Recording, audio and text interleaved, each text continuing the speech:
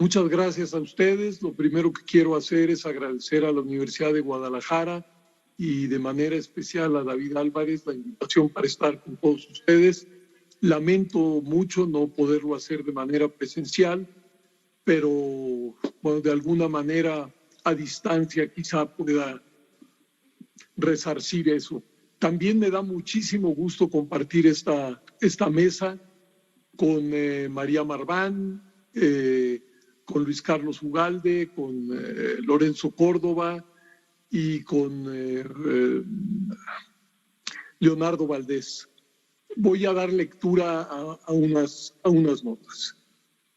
El presidente envió al Congreso una propuesta de reforma electoral constitucional un día antes de que finalizara el periodo ordinario de sesiones. Lo hizo, como ya se dijo, sin consulta ninguna, sin siquiera dar oportunidad de que los partidos dijeran algo al respecto. Hay que recordar que incluso las primeras reformas del ciclo que transformó el sistema electoral, me refiero a las de 1977 y 1986, cuando el PRI tenía mayorías calificadas en ambas cámaras, estuvieron precedidas de audiencias, en ellas en las que se escucharon no solo las voces de los partidos, sino también las de periodistas, académicos y políticos. No creo que nadie se haya sorprendido. Luego de más de 3 años de gobierno, sabemos que el titular del Ejecutivo cree que sus intenciones son las únicas valiosas y que el resto de los poderes constitucionales, órganos autónomos del Estado, partidos, medios, organizaciones de la sociedad civil, solo deberían de tener la función de ser ecos de la voluntad presidencial. Los partidos opositores han reiterado que esa reforma no pasará y sabemos que los votos de los partidos Morena, Verde y PT no alcanzan para una reforma de carácter constitucional y además, creo, quizá ingenuamente, que ni siquiera los aliados de Morena verán con buenos ojos las pretensiones del presidente. No obstante, vale la pena revisar la iniciativa porque no deja de ser expresiva de las pretensiones del gobierno. Como toda construcción humana, las instituciones que sostienen el sistema electoral pueden afinarse, deformarse, pero lo que pretende la reforma constitucional que envió el presidente implica la destrucción de lo construido y que ha cumplido con su misión. Hoy tenemos elecciones auténticas, los resultados dependen de las oscilaciones de los humores públicos y la diversidad política ha logrado convivir y competir de forma pacífica. No obstante, las baterías del gobierno se orientan hacia el entramado electoral que le permitió convertirse en la primera fuerza política.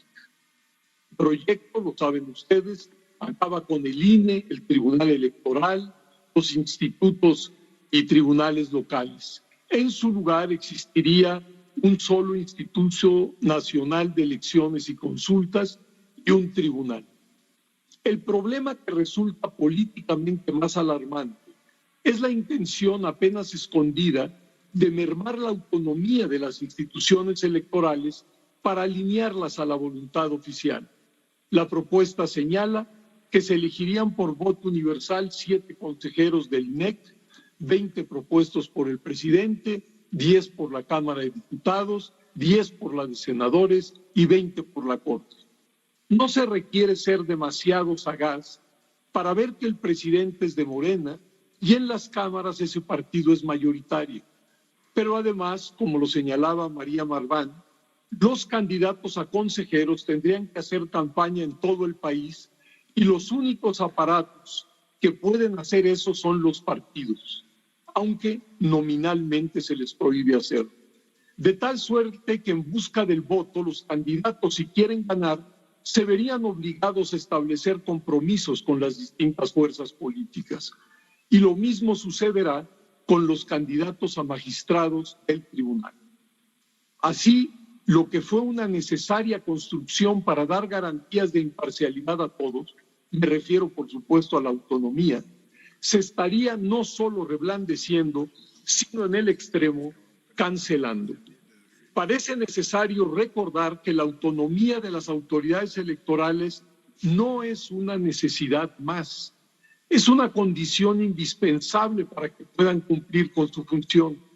Dado que los partidos son maquinarias potentes, implantadas con recursos humanos, materiales y financieros robustos, se requiere de organizadores y árbitros de su contienda que puedan colocarse por encima de las pulsiones parciales que de manera natural emergen de todos y cada uno de los partidos. Parecía que en esa materia existía consenso, pero no.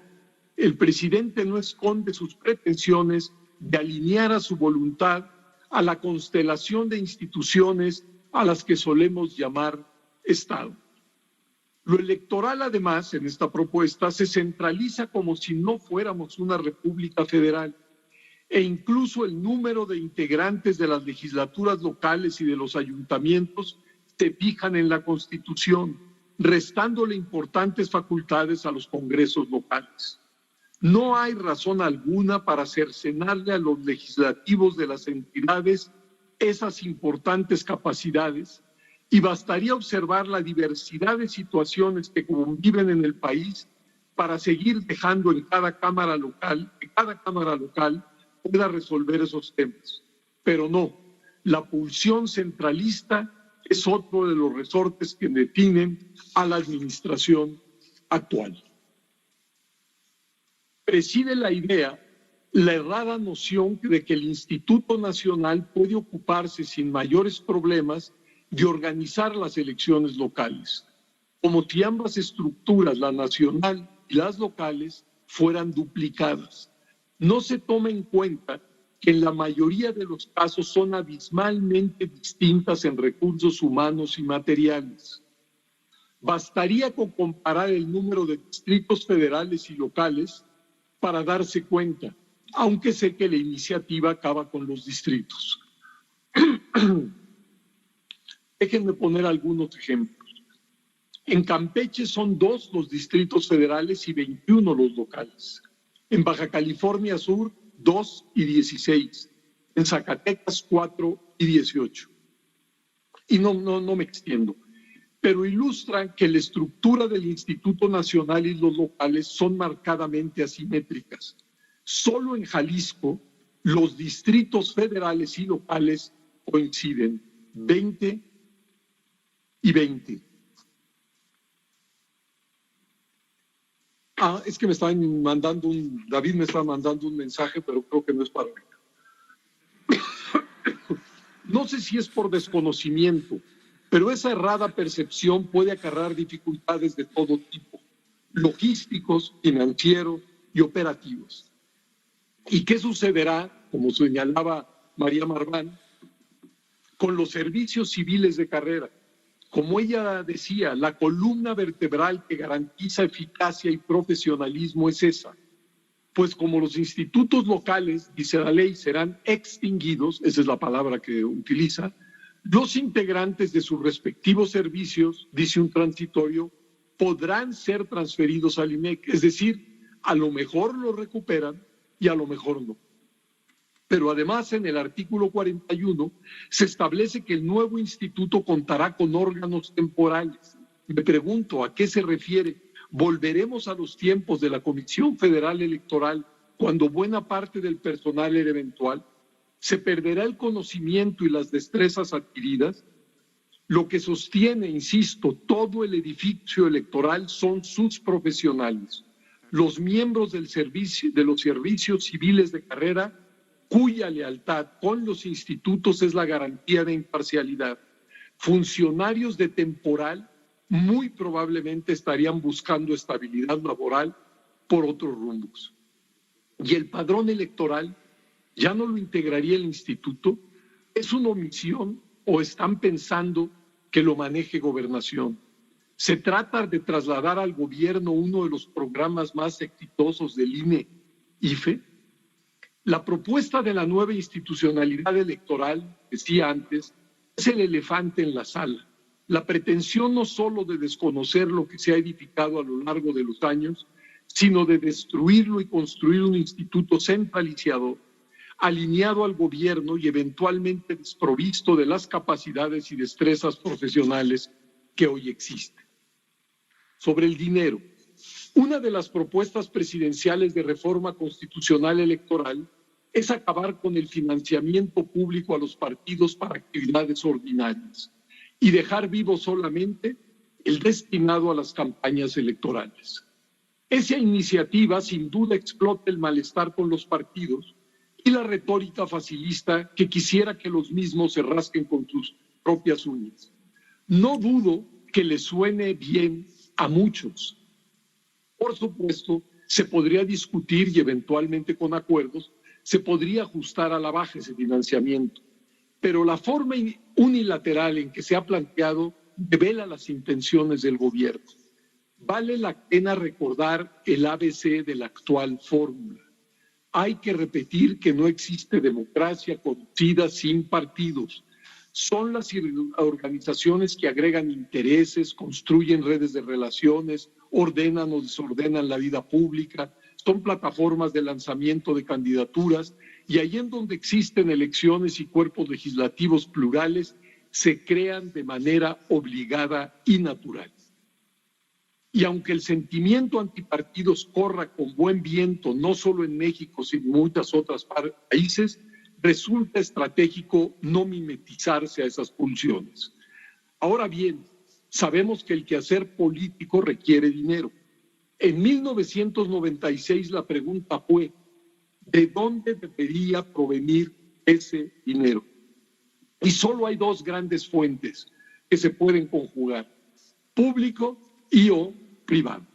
En aquel entonces se optó por hacer preeminente el financiamiento público, el privado no está cancelado, por tres importantes razones. A, es transparente.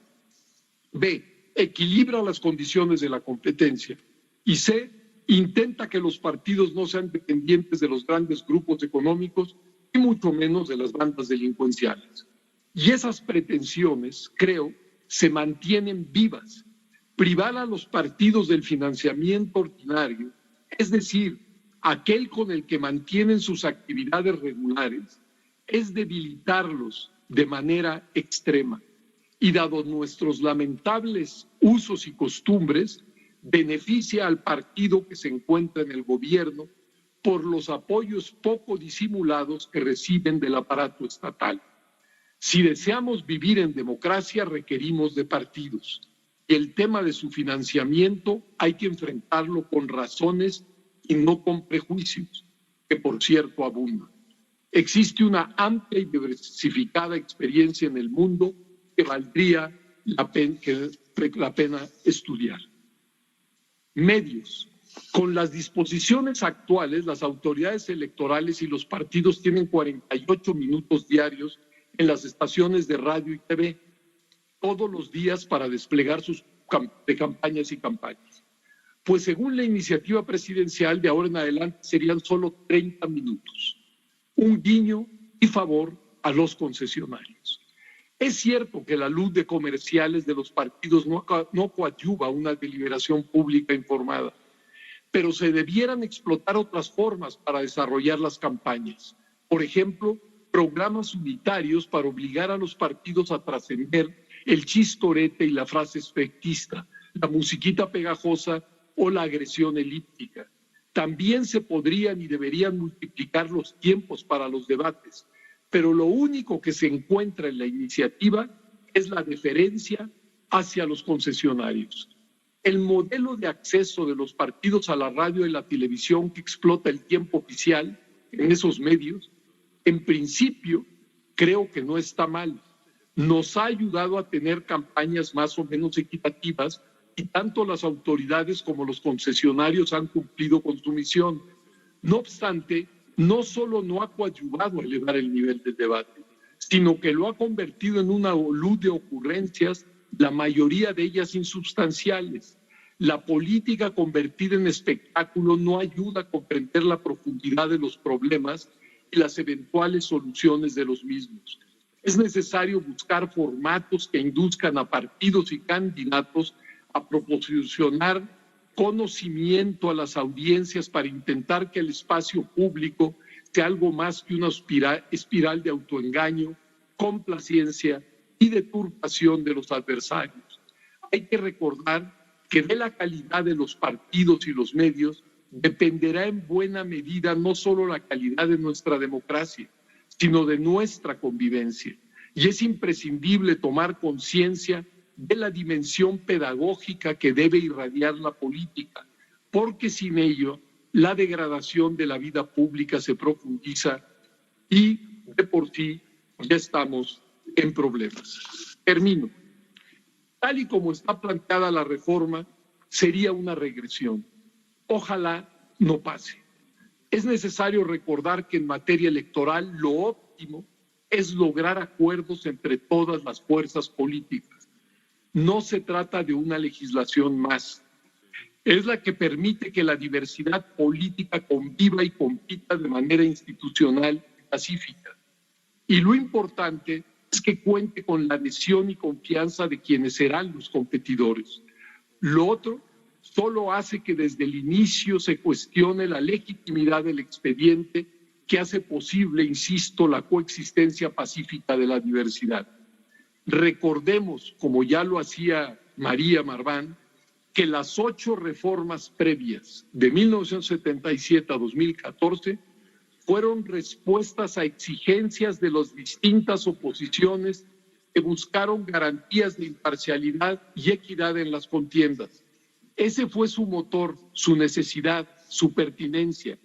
Esta sería la primera reforma desde entonces que se hiciera para satisfacer los reclamos del presidente de la República. Va a contracorriente del proceso democratizador de las últimas décadas. Y eso es lo más peligroso. Muchas gracias.